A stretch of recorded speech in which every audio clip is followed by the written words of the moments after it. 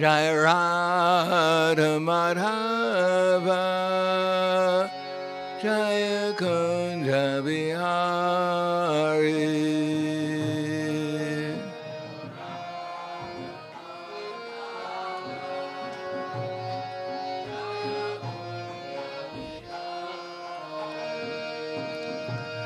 Jai Radha Madhava Jaya Kunja Bihari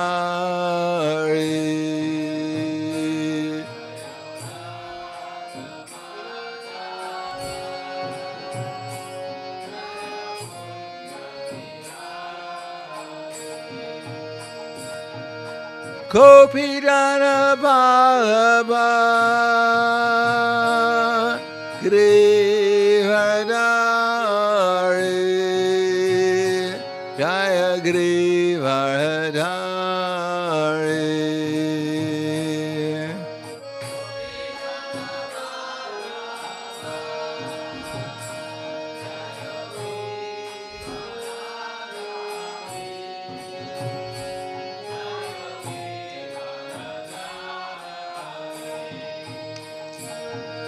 Kopidana Bhava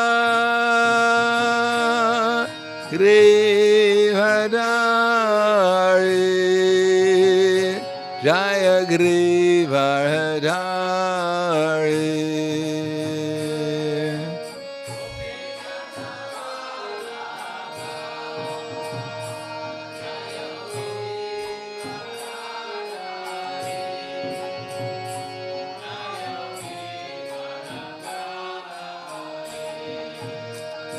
Yasodanandana Brajadhanaranjana Jaya Brajadhanaranjana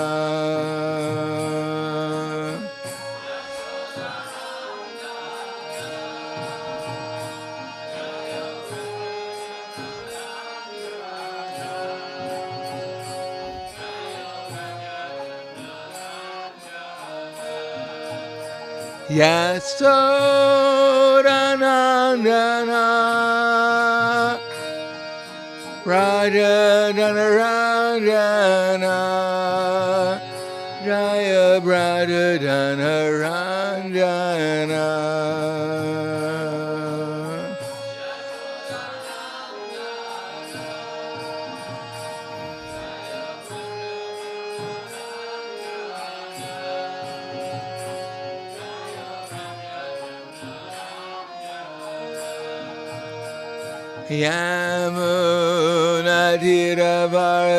Yamunadiravarachari Jaya Kunja Bihari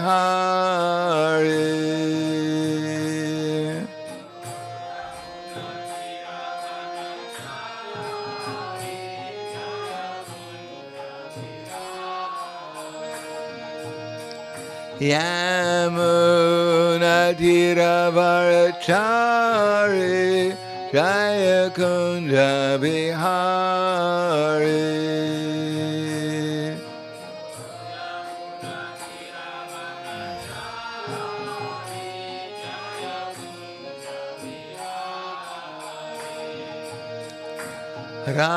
Radha Madhava Jaya Kunja Bihari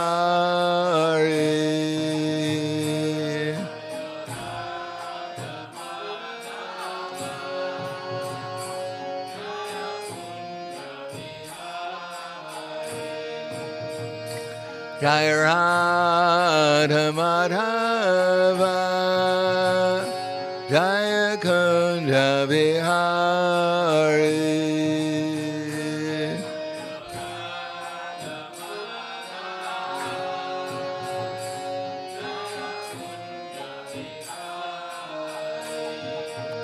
Jaya Radha Madhava Jaya Kunja Bihari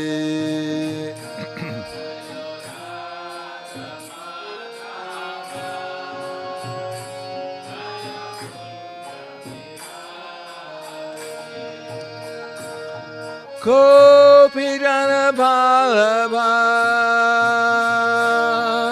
Girivardhari Jaya Girivardhari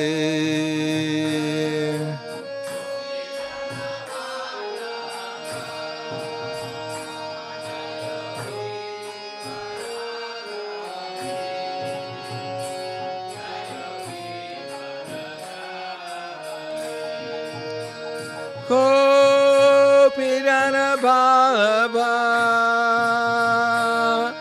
Girivardhari Jaya Girivardhari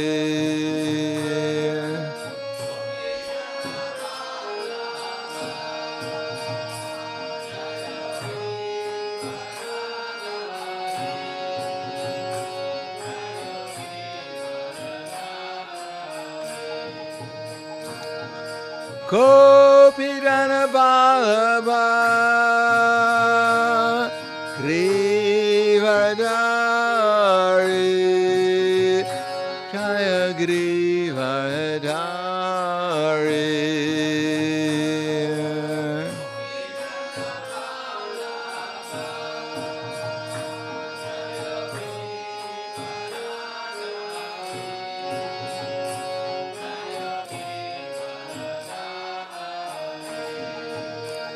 Yatsodanandana Raja Dhanaranjana Jaya Raja Dhanaranjana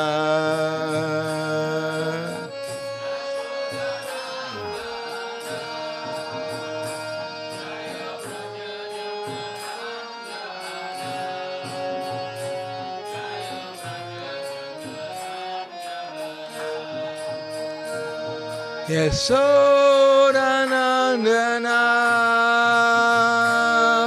Raja Dhanaranjana Jaya Raja Dhanaranjana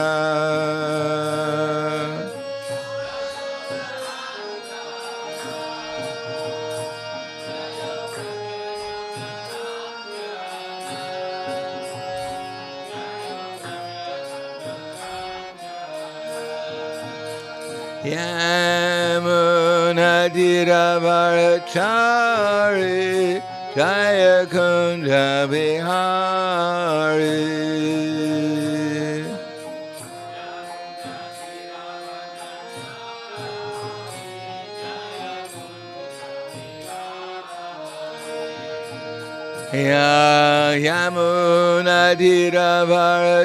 Yamunadiravarachari Jaya Kunja Bihari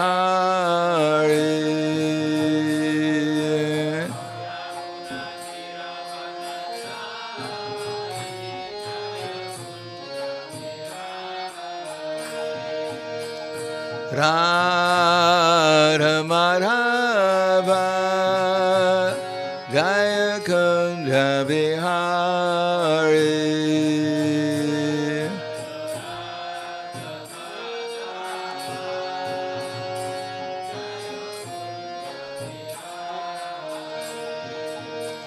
Jaya Radha Madhava Jaya Kunja Bihari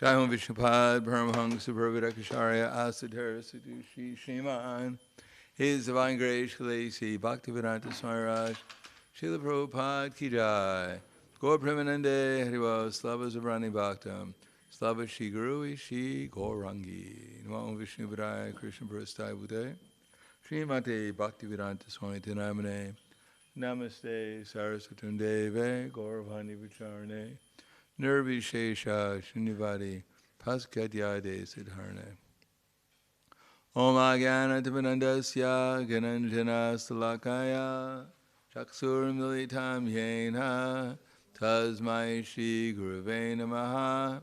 Shri Chaitanya Manobhishtam Stapitam Yena Bhutale Swayam Rupa Kadamayam Tadati Swapadantikam Vandeham Shri Guru Shri Yuta Padakamalam Shri Gurum Vaishnavam Cha Shri Rupam Sagradatam Sahagana Raghunatam Vitam Tam Sajivam Sadvaitam Savadutam Pradana Saitam Krishna Chaitanya Devam Shri Radha Krishna Padan Sahagana Lalita Shri Visakans Vitams Cha Hey Krishna Karna Sindho Dinabandho Digapate Gopesha Gopika Kanta Radha Kanta Namostute Tapta Kanchana Gaurangi Radhe Vrindavaneshwari Prishubhanu Sudha Devi Pranamami Hari Priye Vanchakapa Trivyascha Kripa Sindhuvyevacha Patitanam Pavanebhyo Vaishnavebhyo Namo Namaha Shri Krishna Chaitanya Pranityananda Shri Advaita Gadadhar Shivastadi Gaura Bhaktavrinda Krishna Hare Krishna Krishna Krishna Hare Hare Hare Rama Rama Rama Hare Hare Om Namo Bhagavate Vasudevaya Om Namo Bhagavate Vasudevaya Om Namo Bhagavate Vasudevaya.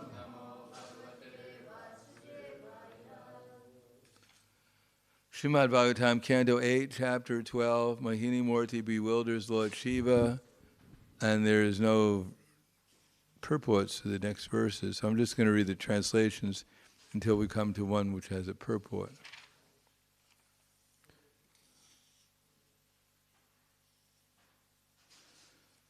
Lord Shiva, his good sense taken away by the woman because of lusty desires to enjoy with her, became so mad for her that even in the presence of Bhavani, he did not hesitate to approach her.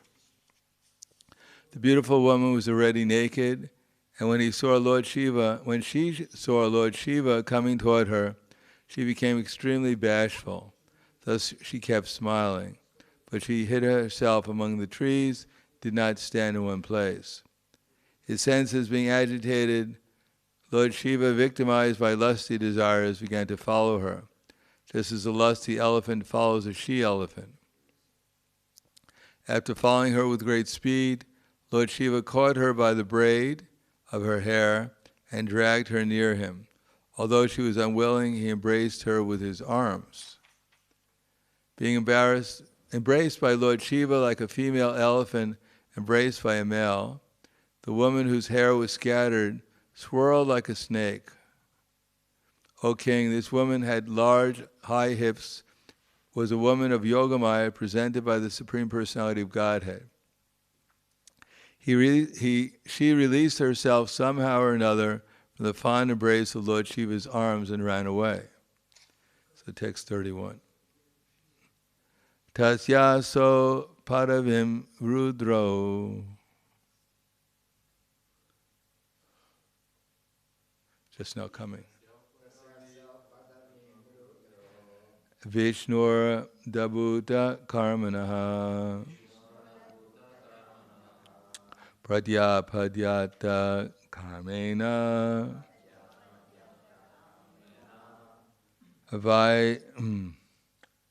Vairineva Vinirjita Tasyaso Paravim Rudro Vishnur Adbhuta Karmanaha Yat Pratyapadyata Kamena Vairineva Vinirjitaha.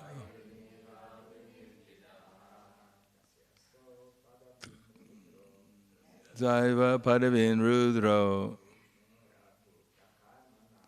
Vishnur Adbhuta Karmanaha Pratyapadyata Kamena Vaireneva nirditaha. So, Vishnura Bhamanaha Kamana Vairineva Nirditaha Tatsyaso Padavim Rudro Vishnura Adbhuta Karamanaha Pradyapadyata Kamena Varineva Nirditaha. Ladies. Tasyaso Padavim Rudro Vishnur Adbhuta Karamanaha Pradyapadyata Kamena Varineva Nirditaha. Tasya, of he who is the Supreme Lord. Asau, Lord Shiva. Padavim, the place. Rudra, Lord Shiva. Vishnu, of Lord Vishnu. Adbhuta Karamanaha, of he who acts very wonderfully. Pradyapadyataha, began to follow. Kamena, by lusty desire. Varina, eva, as if by an enemy. Vinyarditaha, being harassed. Translation and purport by His Divine Grace, A.C. Bhaktivedanta Swami Srila Prabhupada. As if harassed by an enemy in the form of lusty desires, Lord Shiva followed the path of Lord Vishnu, who acts very wonderfully and who had taken the form of Mohini. Purport, Lord Shiva cannot be victimized by Maya. Therefore, it is to be understood that Lord Shiva was being harassed by Lord Vishnu's internal potency. Lord Vishnu can perform many wonderful activities through his various potencies. Parasya Shaktira Vividaiva Shriyate Swabhavaki Jnana Bala Kriya Cha. Shveta Sutara Upanishad 6.8. The Supreme Lord has various potencies by which he can act very efficiently, to do anything expertly. He does not need to contemplate. Since Lord Shiva was being harassed by the woman, so he understood that this was being done not by a woman, but by Lord Vishnu himself. Namo Vishnu Varaya Krishna Prasthaya Bhutaya Srimate Bhaktivedanta Swami Namane Namaste Saraswatundeve Gauravani Pacharane Nirvishesha Srinivadi Paskadyade. So, how are we doing for languages here? Do you have someone to translate for you? Croatian? You know Croatian? Good.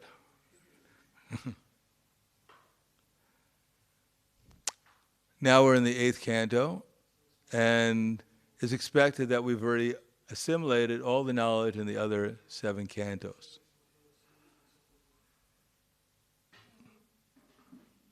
You're shaking your head, yes. In India, this, yes.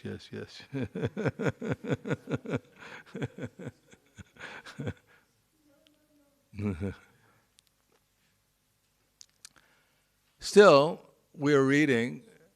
It's not illegal to read up to the 8th canto. It's not that we're doing some sinful activity by reading. It's called kramena. In other words, we're reading systematically, not with the idea that we've understood everything, but we're just reading systematically as an overview to understand something. And along the way, we might pick up some ideas. Now, Prabhupada has already stated that there are 2 different energies, or Chaitanya Charitamrita is explained that there are different energies of Krishna, but there's the material energy, called kama, and then there's the spiritual energy called prema.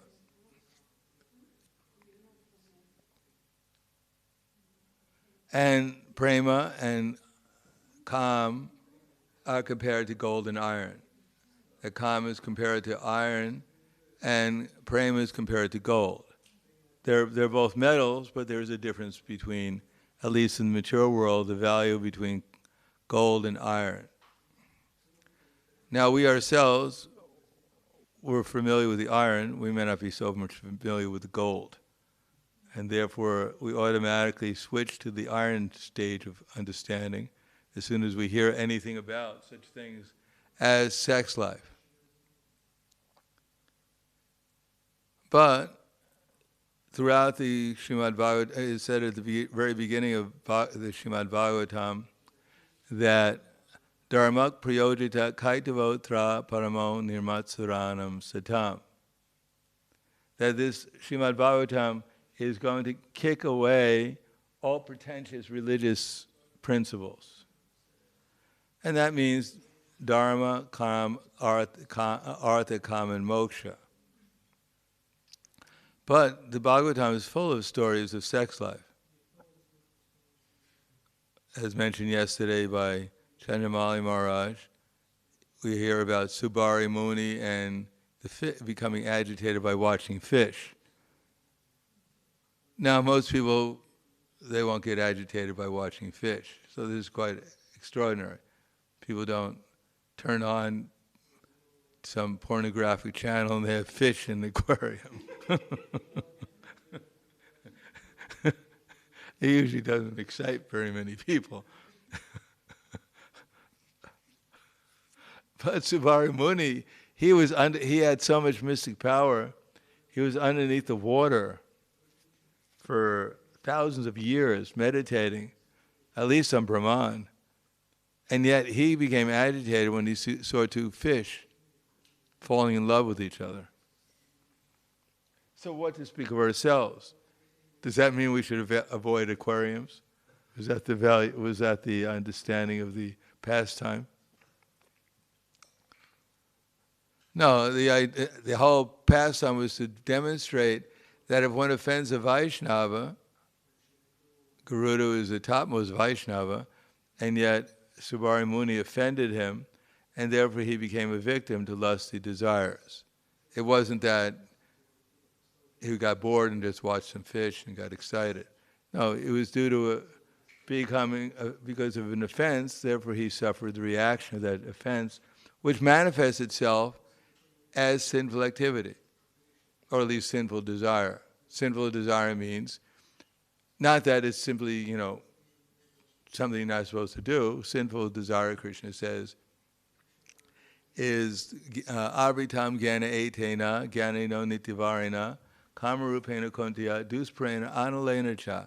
That's the man's pure consciousness is covered by his eternal enemy in the form of lust, which is never satisfied and which burns like fire. So, how many people want to be burned in a fire? Anyone here? Today's Sunday, we have nothing to do, so try throwing ourselves in a fire and see what happens. Build it outside because it's a little cold outside, so when you jump into the fire, at least initially you'll feel pretty good. At least it's not cold in here. What? And never satisfied. Even if we can satisfy try to satisfy lusty desires, they won't be satisfied. They'll simply agitate us even more in the future. So, what people think is a great benediction. Just like in astrology, people are always trying to find out how they're going to enjoy in the material world, if they're going to get money. People don't go to an astrologer to find out when they're going to be poor. My dear astrologer, please tell me I have too much money, when am I going to become poor? Right now I have too many things for my material enjoyment. Tell me please when everything's going to be taken away and I can have a pure consciousness. No one goes to an astrologer for those things.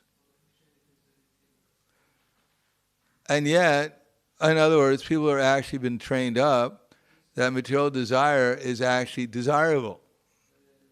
If you don't have material desire, then you're as good as dead.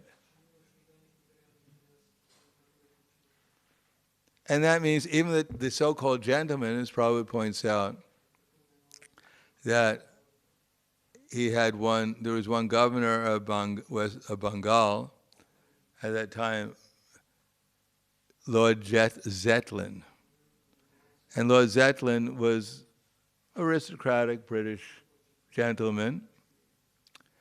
And he even visited where Prabhupada was going to school, Scottish Churches College.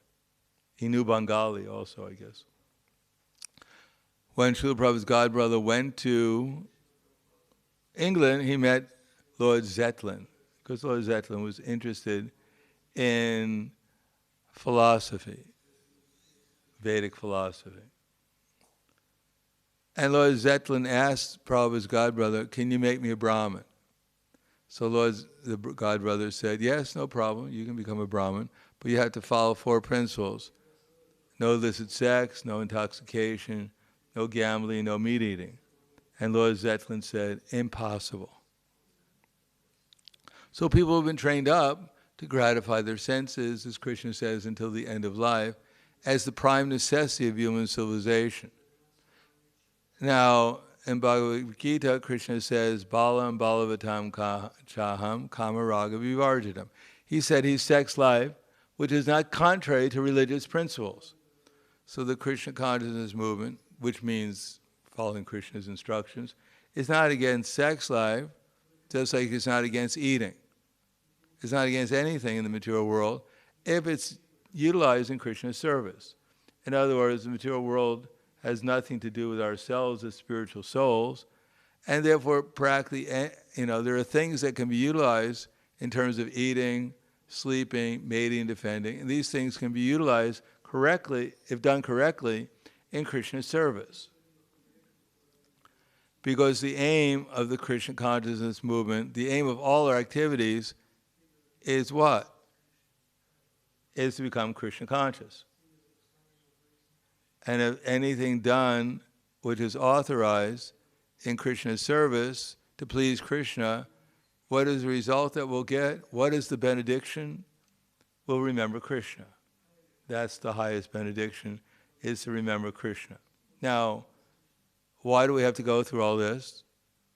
Why don't we learn the techniques of memorizing Krishna? Why should we go through all this austerity, etc., etc.? Because Kamsa, he also was always remembering Krishna. He never forgot him. But he didn't go through the process of pure devotional service to do so. In other words, we not only want to remember Krishna, but we want to remember him in a favorable state of consciousness, in a loving state of consciousness, because it's the loving state of consciousness that inspires Krishna to actually reveal himself personally and reciprocate with that loving state of consciousness. So it's not that we're just trying to remember Krishna, we're trying to remember Krishna in a state of pure devotion. That's called Krishna consciousness. And that's what actually purifies the soul of material consciousness, of material conceptions that there's something to enjoy other than trying to please Krishna. So lust is given to us when we're not trying to please Krishna, that's all. It's not that lust is just a manifestation of the lack of the consciousness of trying to please Krishna. So that's what we're trying to endeavor for. Now here Lord Shiva, it's hard for us to understand, is he lusty like we are? But here Prabhupada said he wasn't lusty like we are. So how is it possible that one can externally exhibit the activities of what seems to be a lusty person when he wasn't lusty? What is he? Well, that we will understand when we're actually in this internal potency, when we're actually experiencing the mellows of the ecstasy of pure devotional service. Lord Shiva certainly didn't forget Krishna, because he was being lured by the internal energy. Lord Shiva never forgets Krishna. He's a pure devotee, Yata Vaishnava Sambhu. He's the topmost devotee, Vaishnava. So how can he forget Krishna? So what does it mean to become lusty in the internal energy? Well, it's not the same thing as our lusty experience when we become lusty in the internal energy. Just like Krishna, he married 16,108 queens. Now the materialists will say that he was lusty. After all, why would one bother to marry one lady, or what to speak of 16,108 wives, and having to take care of them? There must be some reason why he did it, so they conclude he must be lusty. So Prabhupada, of course, Prabhupada had different reactions. He said that if Krishna was lusty, then all right, then he's unlimitedly lusty. Otherwise, how can one marry so many ladies? And he just didn't marry them, and it was a platonic relationship, thinking, well, actually, every time I think of a lady, I spit at the thought. That's how I taught my devotees. Like Yamunacharya said that. The Yamunacharya said, Yadavidi mama cheta, Yadavidi Krishna padara, Yadavidi cheta Krishna padara vinde navanavarasa damanyutam ratima sut. Seat. Yamunacharya was a king, and therefore he had unlimited opportunities to enjoy sex life with beautiful ladies. But now he said, now that I become Krishna conscious, whenever I thought of my previous activities, my lips curl in disgust and I want to spit at the thought. So does that mean that he's become adverse? Now that he's become Krishna conscious? And whenever he looks at a lady, he becomes averse? No. It means he thought of his previous desire to exploit women for his own personal satisfaction. That doesn't mean he's become averse to women. As a matter of fact, in Krishna consciousness, one loves everyone equally. Well, equally in the sense that one has unlimited love for everyone. Therefore, to take Yamunacharya's statement and not understand that he was a pure devotee, and therefore he was not averse, as he was not attached, he was in pure consciousness. And therefore his previous relationship with women, which was born out of material lusty desires, he became disgusted with. That doesn't mean that now his relationship with women was less or adverse. No, actually his relationship became spiritualized. Not that he had to have sex with ladies, but he was actually properly situated in whatever he was doing with the ladies. Similarly, Krishna married 16,108 queens, and he had 10 boys, children, with each one of them. So that means he had 168,000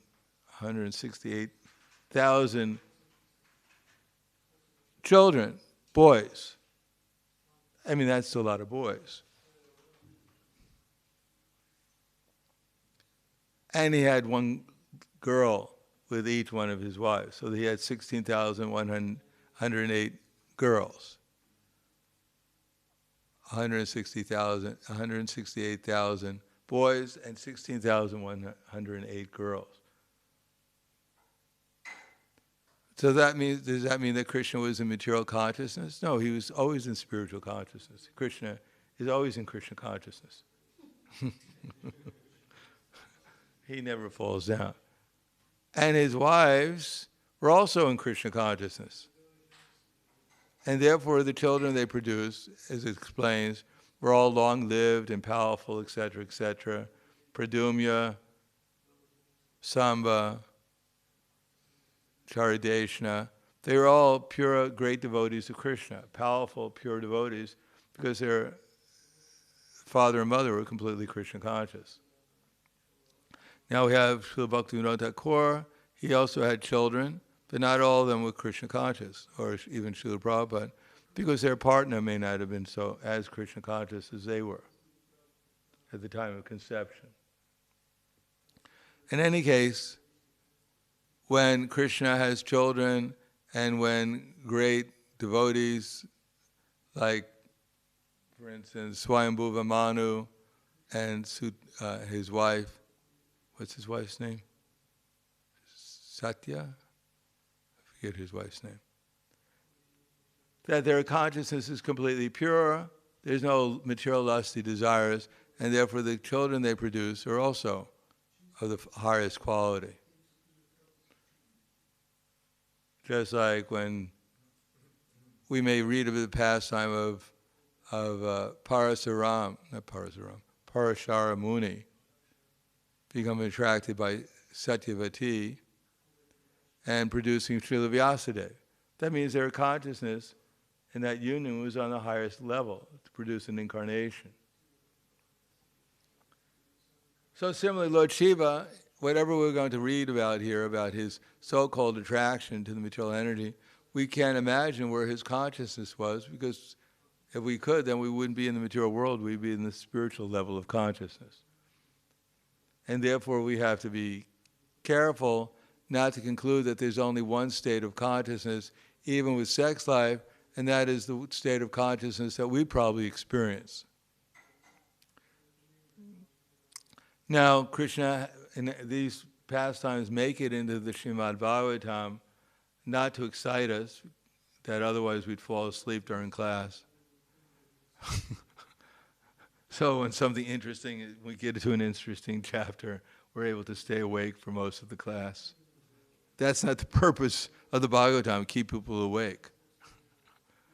No, it's to illustrate some lessons that we shouldn't be, just like here we'll find Lord Shiva, he's running after Mohini Murti, and the sages are wondering what's going on. They see a naked woman running past them, and then they see Lord Shiva running after him. Lord Shiva is Dhira. He has the most beautiful wife in the universe, and he's not attracted to her, materially speaking. They have a completely spiritual relationship, and yet he's madly running after this woman. That we better become even more cautious ourselves. If Lord Shiva can get so bewildered, then what to speak of our poor selves? So it's a lesson to illustrate how careful we should be. Just like the fall down of Bharat Maharaj, falling in love with the deer calf, is not meant to show us that even you get to a higher state of consciousness, then, no one can succeed. No, since time immemorial, there's one example that's given to us to help us become cautious in our relationships. Otherwise, we become proud at how advanced I am, how austere I am, how detached I am, and then pride cometh before the fall. Therefore, some kind of examples have to be there to keep us cautious. That no matter how high we think we become in Krishna consciousness, we shouldn't start acting as if we're a liberated soul. That one has to understand perfectly well what Krishna wants and do that to please Krishna, and then the only protection is that the desire is to please Krishna, and therefore when Krishna puts us under the internal energy, then we won't be affected by material desire, which is the actual problem that we have. As Prahlad Maharaj said, in this world there's no enemy except for the uncontrolled mind. And the only way the mind will actually be controlled when it's utilized in Krishna's service. First, by acknowledging everything here is meant for Krishna's pleasure, and finding out what Krishna wants us to do, think, say, feel for his pleasure, and then doing it under the direction of his representatives for his pleasure. And then Krishna, when he's pleased with us, then he manifests himself in such a way as we're trying to please Krishna for his pleasure, so Krishna will reveal himself, and then we'll be pleased by experiencing Krishna's pleasure of our trying to please him. Now, if we try to experience Krishna's pleasure without trying to please him, it's not going to work. or we try to experience Krishna without trying to please him, then it's not going to work either. So we have to go through the process of devotional service in order to try to please Krishna through the 9 different processes. And if we do that, we're actually pleasing to Krishna, and we feel the internal energy, then we're protected under all circumstances, wherever we're doing. But if one does something which is not in the devotional service of Krishna, then Krishna is not going to be pleased, and we won't. If Krishna is not pleased, there's no way he's going to help us experience his pleasure. And if we don't, then our activities will be on the mundane platform, and we'll be driven by different varieties of material consciousness. So again, we have to be careful, as Prabhupada says in his purport, not to try to put ourselves in Lord Shiva's place and think that we're going to have we're in the same consciousness as Lord Shiva is. No, we have to acknowledge that Lord Shiva is in the spiritual world, on the spiritual platform. Whatever he's doing, it's in the mood of pleasing Krishna, and therefore, although it may externally appear that he's on a different platform of consciousness, he never changes he's always in the spiritual energy, and this is called Leela, or pastime, for our benefit, to learn something from it, to help us remain on the spiritual platform, or come to the spiritual platform. So I'll stop there. Thank you. Any questions?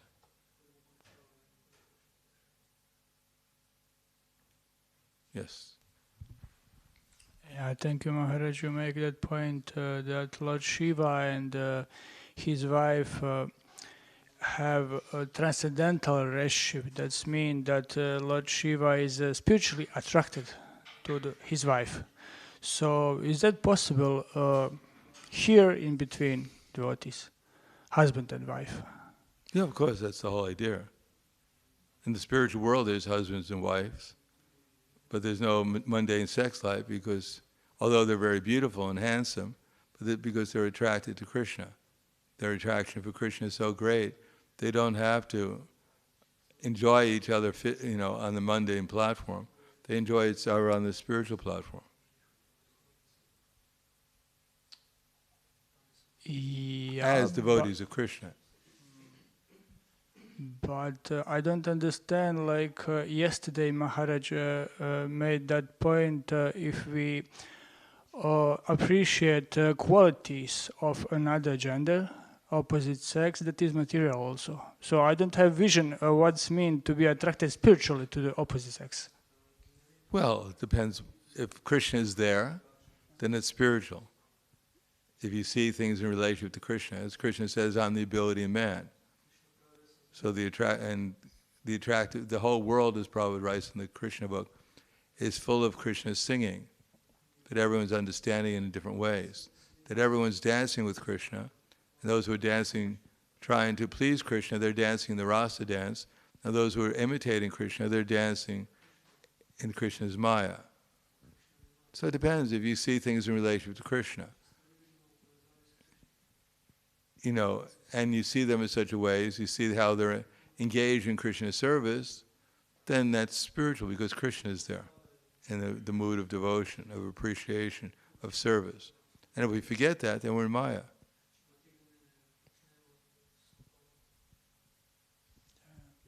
I think I understand a little.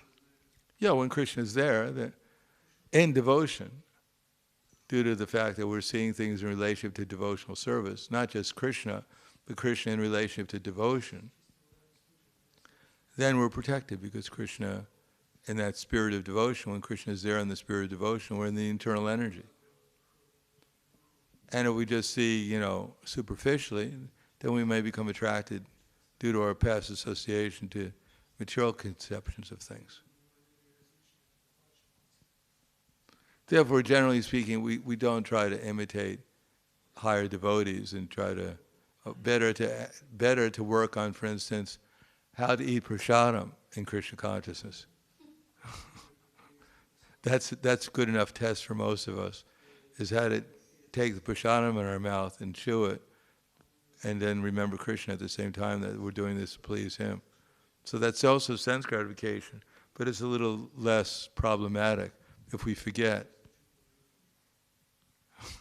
So better to practice on a level that we can practice sense gratification and remember Krishna. Then when we're more advanced, then when we look at a woman, we might remember Krishna also. Or a woman looking at a man, whatever. Anything else? Yes. Thank you, Maharaj, for the class. I was thinking as we were, going through this pastime of Lord Shiva getting bewildered by the form of the Lord. Actually, it is Vishnu, now in this form, or as Mohini Murti, the pastime of the Pandavas, where they were in hiding, they were in disguise. And Draupadi was being harassed by this demoniac brother of the queen. And then she complained to Bhima. And Bhima said, don't worry about it. And he dressed up in a sari. And the demon came all very happy, and that was the end of the demon. You know that pastime where Bhima... Yeah, sure. Yeah. So, I was just thinking about that it's so bewildering, and we can get carried away by the external form of a person. That time it's good to remember Lord Shiva and these pastimes. Yes, good. Thank you. Okay. Thank you. Yes. Uragaya. A little exercise.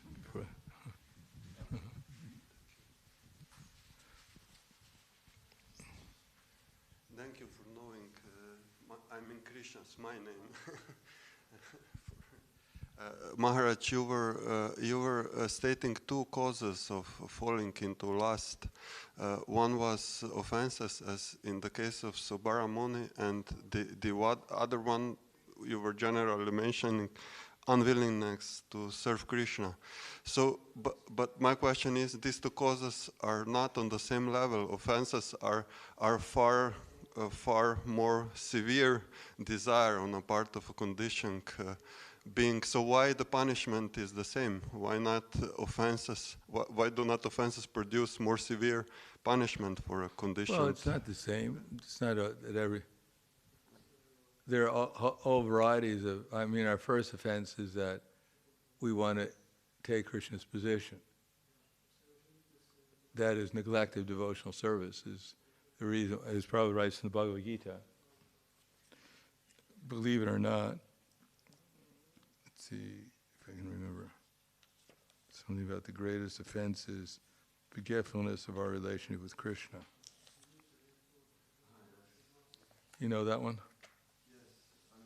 Let's see, that's 728.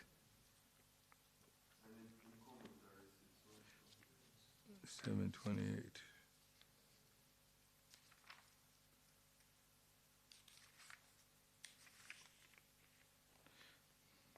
Impersonalists do not know that forgetting their constitutional position, subordinate to the Supreme Lord, is the greatest violation of God's law. Unless one is reinstated in his own constitutional position, it's not possible to understand the Supreme Personality of Godhead, Supreme Personality, to be fully engaged in his transcendent loving service with determination. So, it's not that everything is the same, there's varieties. Subari Muni offended Mahabhagavat, Garuda. Therefore, although he was a great sage, he fell down temporarily at least. But it's not that every time, so therefore we have to be very careful about avoiding offenses against the devotees, any devotee, anyone, offending them, because then there'll be some reaction, but it's not going to be the same. First of all, we're not in trance and meditation, so our trance and meditation is not going to break. But our inspiration to chant Hare Krishna may break. Our inspiration to hear about Krishna may break if we do that, at least temporarily. So that's a reaction to offenses. We lose taste for hearing and chanting. But if we offend the Vaishnava, shouldn't there be some extra shouldn't there be some extra consequences, more severe than those? Well, that's good enough. It's It's good enough. We lose our taste for devotional service. That will lead us downward into the lower realms eventually. It's not that we fall into the lowest species of life immediately, but if we neglect the devotional service long enough, then we go on a downward path. Therefore, it's always good, to find out what we're doing wrong so we can correct it, so we can come to the platform of Nishtha where there's less of a chance of going on a downward path. Right now we're in a fairly precarious position because there's always that tendency to go downward again. And that may go, if we're not careful, maybe for some time, much longer than we can imagine.